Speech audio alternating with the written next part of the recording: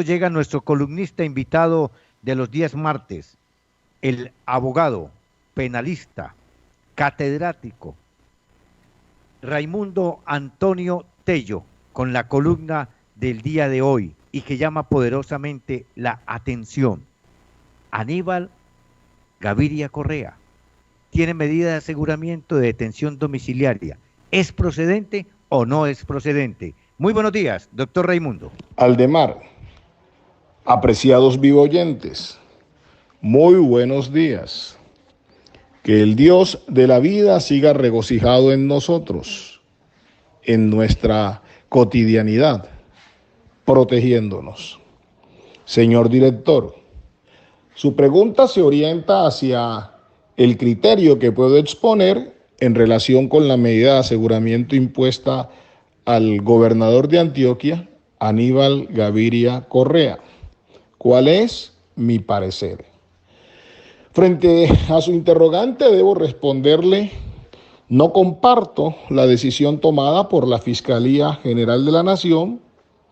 Nos parece que si algún criterio investigativo se tenía, debió seguirse sin afectar su libertad, en concreto, sin imponerle ningún tipo de medida de aseguramiento. Las razones las sustento en que, uno, no hay cómo establecer que sea autor o partícipe determinador, como se le señaló. Dos, en el evento en que ello fuera posible, no hay lugar a concluir que alguno de los fines de la medida de aseguramiento se cumplía. Los fundamentos. Lo primero que debemos decir es que al señor Aníbal Gaviria Correa se le investiga por un contrato celebrado en el año 2005. Contrato que fue suscrito por el secretario de Infraestructura de su gobierno en atención a que el gobernador le había delegado las funciones de tramitar, celebrar y liquidar el contrato de mejoramiento y pavimentación de la Troncal de La Paz, tramo La Cruzada, Caucasia. Eso es lo que conocemos.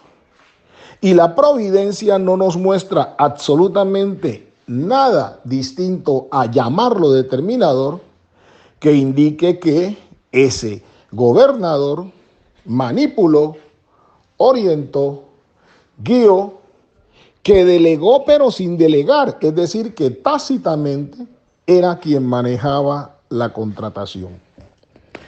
Lo decimos no solo por el contenido del artículo 211 de la Constitución, sino porque en nuestro trabajo recurrentemente revisamos la jurisprudencia de la Corte Suprema de Justicia en temas de delegación y revisándola hemos encontrado, penalmente hablando, sala de casación, que la misma exonera regularmente de responsabilidad a el delegante, y cuando digo regularmente exonera de responsabilidad, lo que quiero decir es, salvo que con su acto nosotros establezcamos que de alguna forma está manipulando la contratación. Tengo para citar en esta columna el radicado 26.061, es una decisión del 18 de junio del año 2008, es lo que voy a citar, es lo que voy a leer. En concreto, ahí se investigaba al entonces gobernador de Putumayo y la Corte, reconociendo la delegación sobre él, dijo: así entonces, ninguna duda hay acerca de que el trámite de los contratos estaba delegado en la Secretaría de Educación Departamental. Por lo mismo, ninguna responsabilidad le cabe al acusado por la inobservancia de los requisitos legales presentada en ella, pues el principio de confianza lo legitimaba para creer en la idoneidad y capacidad de los delegatarios en la ejecución de las funciones con estricto apego a la normatividad. En otras palabras, estaba autorizado para esperar que al momento de suscribirlos, instante de la constatación de la presencia de los soportes en regla, confiara en que se habían observado los principios de legalidad, transparencia y selección objetiva con arreglo a la contratación pública. Claridad total expone la Corte. Quien delega y no se inmiscuye en la contratación no puede responder como autor o como partícipe de las equivocaciones, si así se pudieran definir, ejecutados por el delegatario. Más adelante, la providencia dice: ningún medio de prueba deja entrever que el acusado hubiese controlado la etapa previa, que interviniese en ella, o que presionase, sugiriese o incidiese en el trámite a impartir a la contratación o en la escogencia de la propuesta seleccionada, evento que lleva a que se entienda el término regularmente que utilicé para indicar que en estos eventos que está mencionando la providencia podría haber lugar algún tipo de responsabilidad. No, en el caso del señor Aníbal Gaviria, la providencia no muestra absolutamente para nada que él hubiera ejecutado actos como los mencionados, limitándose su actividad a delegar y el resto desarrollado por su delegado, el secretario de Infraestructura.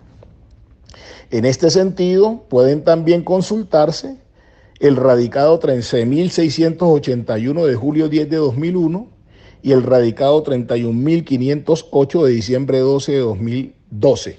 El señor Aníbal Gaviria, al delegar, se desligó, hasta donde nos muestra la providencia, de los artículos 29 y 30. Su acto, artículo 29, inciso 2 de la Constitución, artículo 6 del Código Penal, su acto, artículo 25 del Código Penal, no permite que se le haga señalamiento de ninguna naturaleza.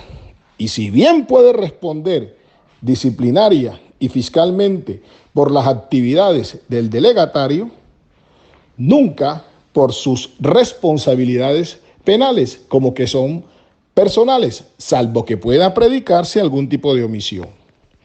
No solo este criterio, también desde el punto de vista de los fines de la medida de aseguramiento, resulta imposible plantear la posibilidad de imposición. Aquí voy a ser atrevido e indicar que si bien la ley 600 de julio 24 del año 2000 trae una normatividad para la única medida de aseguramiento, que es la detención preventiva, sustituible por domiciliaria, artículos 354 al 357, en realidad todo ejercicio sobre la detención preventiva debe orientarse por los parámetros fijados hoy por la ley 906 del año 2004, normatividad más amplia, más garante, a punto que ha merecido varias directivas de la Fiscalía General de la Nación, recordando la pasada 0013 de julio 28 del año 2016 y la reciente 0001 de junio 2 del año 2020. Esas directivas imponen la afirmación de la libertad, imponen que la última alternativa por la que se opte en casos sumamente especiales sea la detención preventiva. En este caso, la comunidad debe recordar que al imponerse medida de aseguramiento en contra del señor Aníbal Gaviria, se compulsaron copias para que se investigara al gobernador Sergio Fajardo. Él nos entregó una información relevante. Este contrato, el de 2005, por el que se investiga al gobernador, fue liquidado unilateralmente mediante resolución 049-522 del 20 de diciembre de 2011. Es decir, no hay vestigios del contrato. La última fase, la liquidación, se cumplió hace 9 años atrás. En esos términos, uno se pregunta, ¿qué posibilidades de obstrucción a la justicia, qué posibilidades de reiteración de la conducta se podrían deducir. No hay un elemento que permita soportarlo. El señor Aníbal Gaviria, en aplicación de la directiva 001 del 2 de junio del año 2002, que le es aplicable de acuerdo con el infra 62, nunca debió ser afectado en su libertad, pues no había un fin: obstrucción a la justicia, peligro para la comunidad, peligro para las víctimas, no comparecencia que se le pudiera deducir. Su abogado ha optado por una figura regulada en la Ley 600 de 2000, artículo 392, que se denomina control de legalidad de las medidas de aseguramiento. Para su fortuna, por ser el juez natural del gobernador, la Corte Suprema de Justicia será la máxima autoridad la que se pronunciará, atreviéndonos a decir que lo hará ratificándole la libertad. Ojalá aborde la vía de la delegación. Ojalá destaque lo que nosotros estamos informando.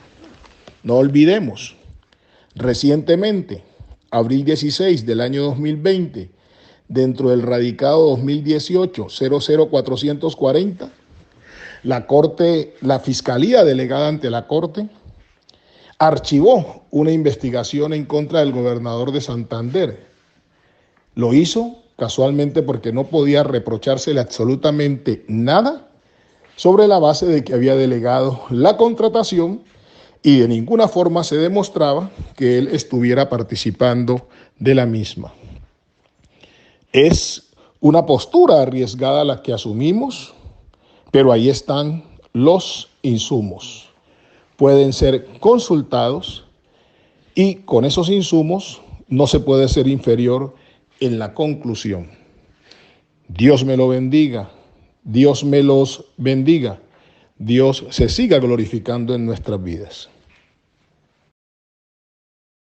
Muy amable, estimado abogado penalista Raimundo Tello, docente universitario, ex juez de la República, ex fiscal delegado ante la Corte Suprema de Justicia y el Tribunal Superior de Cali, abogado litigante. Allí queda pues esto de Aníbal Gaviria.